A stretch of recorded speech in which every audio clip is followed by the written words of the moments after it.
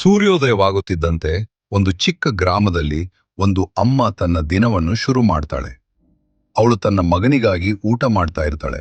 ತಾನು ಹಸಿದಿದ್ದರೂ ಮಗನಿಗೆ ಮೊದಲು ಊಟ ಕೊಡ್ತಾಳೆ. ಪ್ರತಿದಿನ ಮಗನನ್ನು ಶಾಲೆಗೆ ಕಳಿಸುವಾಗ ಅವಳ ಕಣ್ಣುಗಳಲ್ಲಿ ಒಂದೇ ಕನಸು: ನನ್ನ ಮಗ ದೊಡ್ಡವನಾಗ್ಬೇಕು.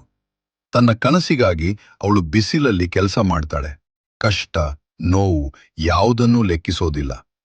ರಾತ್ರಿ ಎಲ್ಲರೂ ಮಲಗಿದ ಮೇಲೆ ಅವಳು ಒಬ್ಬಳೇ ಕುಳಿತುಕೊಂಡು ಖಾಲಿ ತಟ್ಟೆ ನೋಡ್ತಾಳೆ.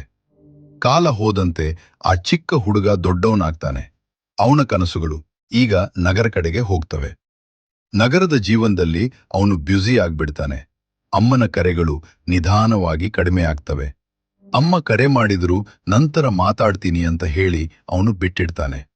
ಒಂದು ದಿನ ಅವಳು ಕಾಯ್ತಾ ಕಾಯ್ತಾ ಕಣ್ಣೀರಲ್ಲಿ ಮುಳುಗುತ್ತಾಳೆ. ಒಂದು ಕರೆ ಅವನ ಜೀವನವನ್ನೇ ಬದಲಿಸ್ತದೆ. ಅಮ್ಮ ಈಗ ಇಲ್ಲ. ಆ ಕ್ಷಣ ಅವನಿಗೆ ಅರಿವಾಗ್ತದೆ, ಅವಳು ಮಾಡಿದ ತ್ಯಾಗ ಅವನು ಎಂದಿಗೂ ತಿರುಗಿ ಕೊಡಲಾರ. ನಮ್ಮ ಬಳಿ ಇರುವವರನ್ನು ನಾವು ಕಳೆದುಕೊಂಡ ಮೇಲೆ ಮೌಲ್ಯ ಗೊತ್ತಾಗ್ತದೆ. ಅಮ್ಮ ಅಂದ್ರೆ ದೇವರು.